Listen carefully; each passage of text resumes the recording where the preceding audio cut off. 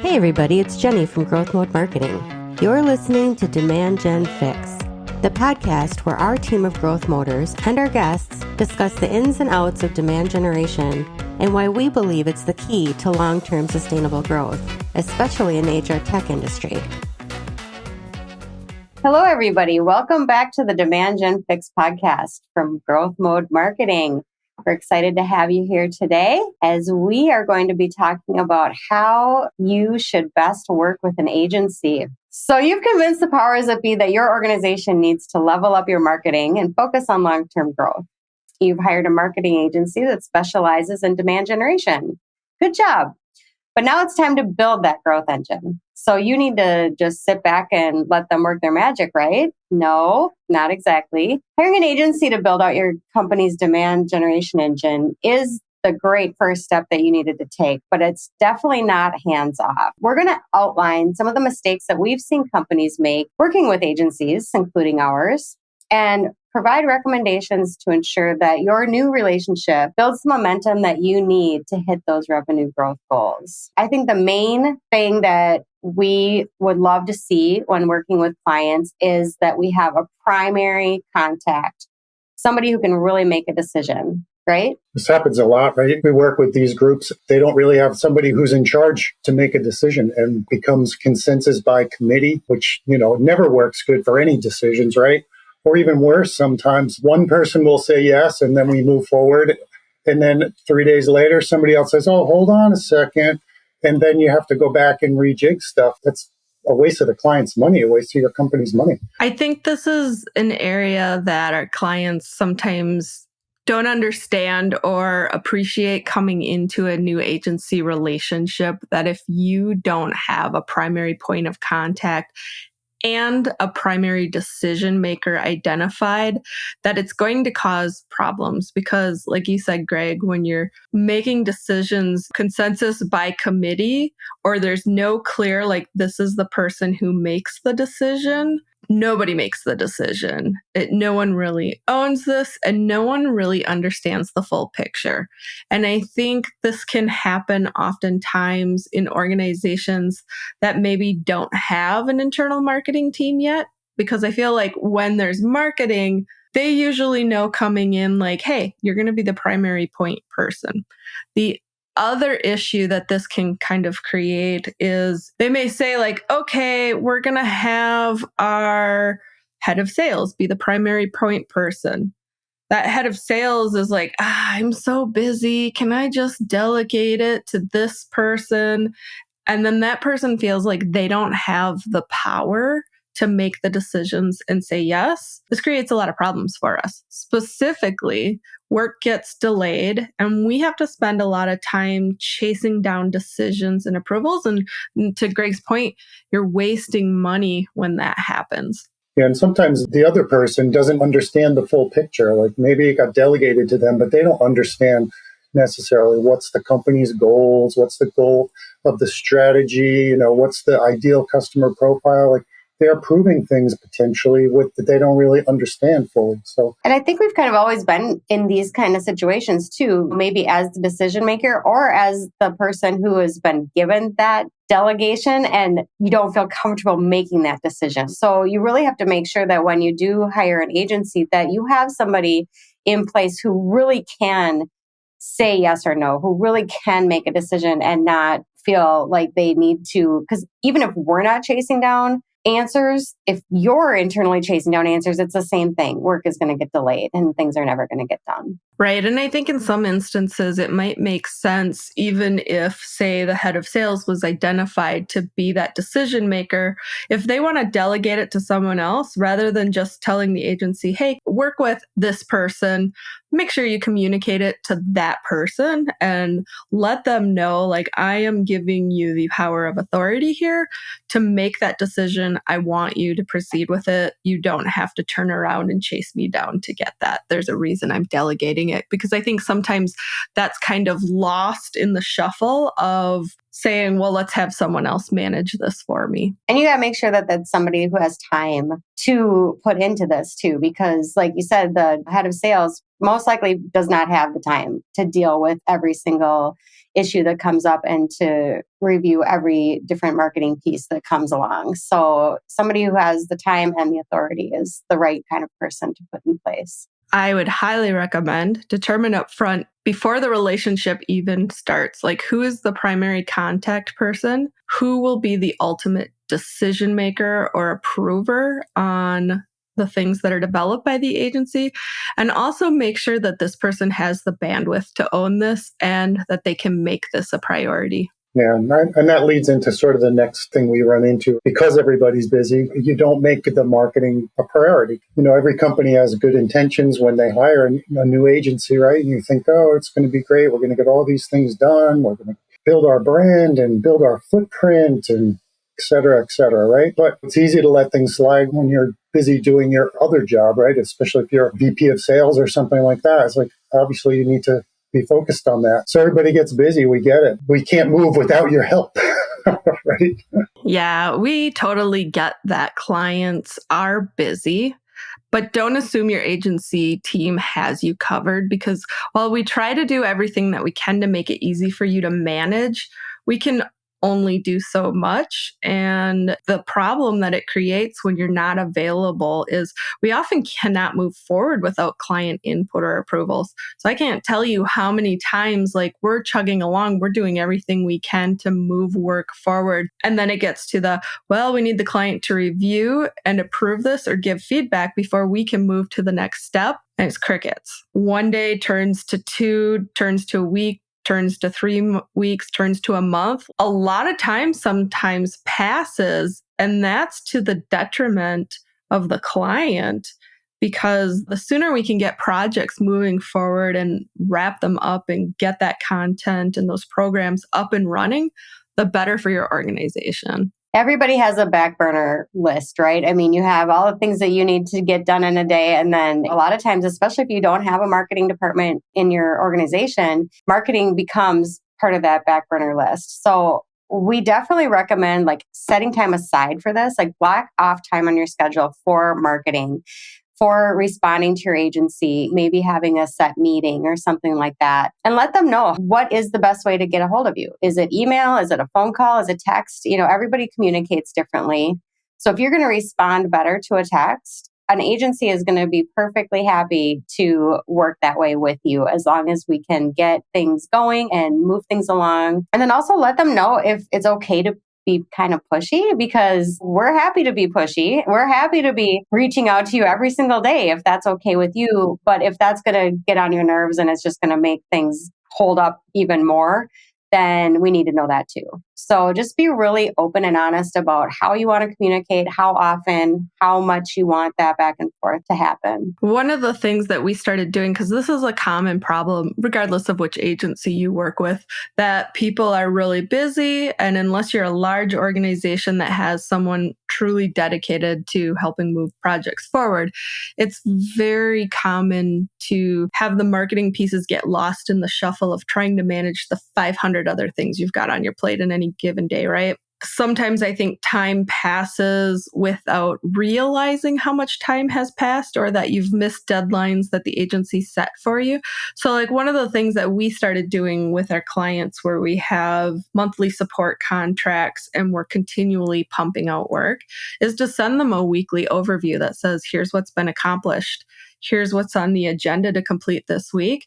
Here's what's overdue and impacting timelines that we need from you. Just that kind of friendly reminder of, hey, we actually needed this a month ago. It's still flagged, to help clients kind of prioritize and put into perspective. Because I think it's so easy for the calendar to slide by without realizing, yeah, I totally missed reviewing that piece, and it's pretty critical to moving forward with our campaign. I think one thing too, just to build on what Jenny said about setting time aside, if you're not working in marketing all the time, setting that time aside is good, because you have to shift your mind a little bit, right? From what your normal day-to-day would be, to now sit down, okay, let me think about this and read it and make sure that everything's making sense and making sense to my ICP, and etc. So it's like you're not in it all the time. It helps to set that time so you can kind of change your mindset. Another thing that we see happening a lot that kind of makes it difficult to work with an agency is when you are more reactive instead of following your marketing strategy that's been put in place, because we as an agency, we have a plan and we're working with you and we feel very confident in the plans that we make for our clients. But when things keep coming up and you're asking us to do one-off projects, I mean, we're happy to do those kinds of things, but you have to remember that really then takes away from some of the marketing plan and your strategy. We're here to be your outsourced marketing department, but we shouldn't probably be order takers because you're veering off of the reason that you hired us in the first place, which is to create a marketing strategy, stick to it, and ultimately grow your business. This is less of an issue if you come to us and it's a project-based type of engagement. In project-based, it's very specific. Like, let's say we're developing your strategy pieces. So we're working on your ideal customer profile for who you're going to target in that HR technology market. We're helping you build out your unique point of view framework, and we're building out that content marketing and demand generation plan to be able to execute on all of those things. And then let's say we hand it off to you and you're actually going to proceed with that and build it out. We don't usually get distracted when that happens, right? Because if you came up with something else and you said, hey, can you write this article? It's out of scope. That's easily defined. Where we see the reactive versus strategy approach is when we work with clients on a monthly basis. And what we will do is work with them to do a 30-day sprint to say, okay, this is what we're going to focus on in the next 30 days. Typically, when we start an engagement with a client, we do a strategy plan as the first step. The goal of the monthly support then is to execute on that strategy plan. But sometimes what happens is as the client is proceeding month to month, they start to think of other things like, oh, it'd be great if the agency could help me with this. And because it's not like a project scope, it's more of we're your extension of your internal team or we're your outsourced marketing department. We start to be the go-to, right? Which isn't necessarily a bad thing because we're here to help you. But if it takes away from being able to execute on that strategy, one, you paid for the strategy, and there was a reason behind doing that, right? And two, like everything else that you're doing that's outside of that strategy takes away from the mission at hand, which is to help you build a demand generation engine and to really focus the marketing efforts. And this becomes a problem because you're reducing the effectiveness of your investment because suddenly it becomes random acts of marketing which add up and don't necessarily equate to the optimized results you're going for. And so while it may be like, hey, I thought of this idea for an article, can you write it? And hey, how about we do an infographic? Oh, well, let's go do some stuff on YouTube. All of it is said with good intentions. But at the end of the day, from the outside, we see it and we can see like the random acts of marketing starting to pile up. And ultimately what happens, we've seen this happen in our own organization and we've seen it happen with other agencies that work with clients. The client gets the perception like, I just feel like we're not being very strategic. And it's like, you're right, we're not. Because you're asking us to do these things that are not part of the strategy that we had built out and agreed to, which means we don't have time to work on those things. And instead, we're doing these random acts of marketing. You see it a lot too, right? Because technology is always changing, right? So, hey, YouTube has this new feature. We should do something with that. Or, whatever the platform, right? They're always changing. They always have something new to try. So do we try it just to try it, or is it part of the strategy? You got to take a step back and say, yeah, that looks really cool. How do we use it that makes sense? And if we're going to do that, what are we not going to do in its place? You can't possibly do everything, right? Because there's something new every week. So it's like you really need to be careful about how you approach all these other options of what you can do. Be sure to ask yourself, if you're about to ask your agency to do something, is it something that aligns with the strategy and will move the needle, or is it something that will distract away from the mission at hand? And if the answer is it's not going to move the needle, maybe think twice before you change the direction of the work that's being done or take away from it. You have to remember that when you hire an agency, the reason that you did was for the strategy, for the guidance and the recommendations. So let your agency be that expert for you. That's the reason that you hired us or whatever agency you work for. So let them work. Honestly, every agency has their client's best interests in mind. They're not going to lead you astray. Keep to the strategy. Be sure that if you are asking for extra work, that it aligns with the strategy and that it'll move the needle in the long run. And trust the recommendations and guidance, because you hired an agency for a reason, right? They're bringing the expertise to the table that you're looking for. So at the end of the day, believe what they're saying when they say this is where we need to focus. It's fair sometimes to poke holes in ideas and question it. Absolutely. I think that's part of the process and making sure everyone's on the same page with it. But once you agree on that strategy, get out of the way and let the work happen. And when I say get out of the way, that doesn't mean sit back and not be a part of it. As we already said, you need to be a part of it, but trust the process.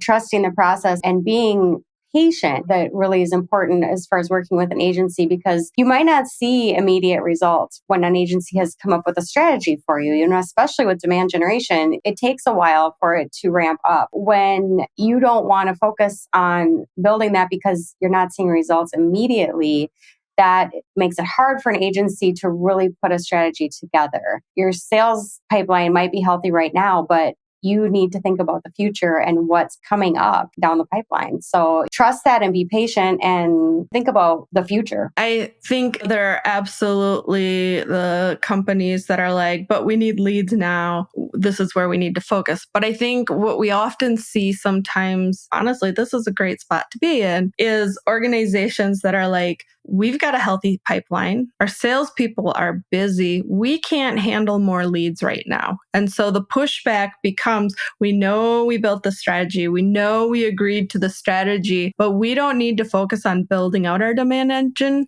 right now because our sales pipeline is healthy. At times, we'll hear our clients say, can we actually hold off on campaigns? I think we should wait.